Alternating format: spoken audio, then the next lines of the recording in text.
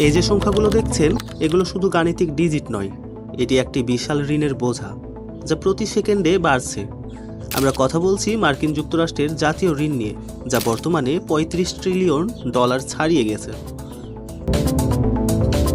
35 trillion সংখ্যাটি শুনতে যতটা সহজ, বাস্তবে এটি ততটাই দানবীয়।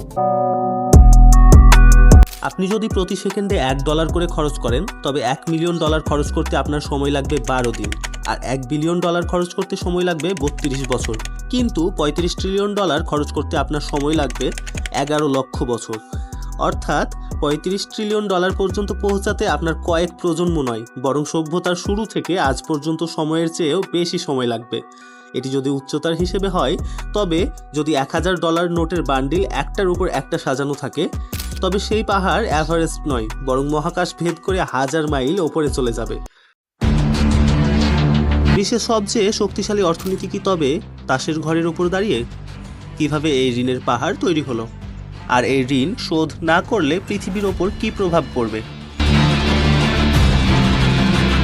আজ আমরা গভীরে গিয়ে দেখব আমেরিকার এই ঋণের গোলকধাঁধা। সহজ কথায়, আমেরিকা সরকার যখন তার আয়ের চেয়ে বেশি খরচ করে, তখন তাকে ঋণ নিতে হয়। আয়ের উৎস হলো ট্যাক্স, আর খরচ হলো প্রতিরক্ষা, স্বাস্থ্যসেবা এবং অবকাঠামো। এই ঘাটতি মেটাতে সরকার ট্রেজারি বন্ড এবং গভর্নমেন্ট বন্ড বিক্রি করে। এই ঋণগুলো কারা দেয়? অবাক করার মতো বিষয় হলো, আমেরিকার ঋণের বড় অংশই দেয় তাদের নিজেদের নাগরিকরা, পেনশন ফান্ড এবং সোশ্যাল সিকিউরিটি ট্রাস্ট থেকে।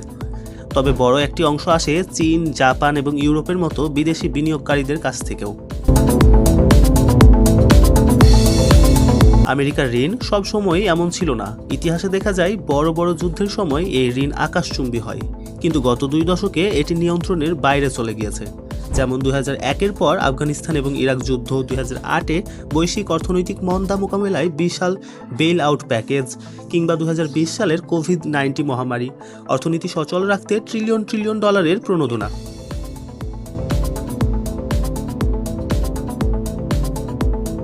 রাজনৈতিক দল যাই হোক না কেন, গত কয়েক দশকে খরচ কমানোর চেয়ে ঋণের সীমা বাড়ানোই হয়ে দাঁড়িয়েছে ওয়াশিংটনের রীতি। আপনি হয়তো ভাবছেন, আমেরিকা তো ডলার ছাপাতে পারে, তাহলে সমস্যা কোথায়? সমস্যাটি হলো সুদে। এই সুদ দিতে হয় বিনিয়োগকারীদেরকে, এবং যারা ট্রেজারি বন্ড কিংবা গভর্নমেন্ট বন্ড নেই তাদেরকে। এসএসসি পরীক্ষার্থীদের জন্য আমাদের online platform on academy SSC. মানসম্মত শিক্ষা ও সঠিক গাইডলাইনের জন্য অন একাডেমি এসএসসিতে রয়েছে অভিজ্ঞ শিক্ষক, নিয়মিত পরীক্ষা এবং যত্নশীল তত্ত্বাবধান। চাইলে আমাদের সাথে যোগাযোগ করতে পারেন। ধন্যবাদ। যদি বিনিয়োগকারীরা বিশ্বাস হারিয়ে ফেলে যে আমেরিকার ঋণ শোধ করতে পারবে না, তবে ডলারের মান পড়ে যাবে। এতে বিশ্বজুড়ে শুরু হবে এক ভয়াবহ অর্থনৈতিক মন্দা। কারণ হবে, বিশ্বের অধিকাংশ দেশ ডলারকে রিজার্ভ হিসেবে ব্যবহার করে।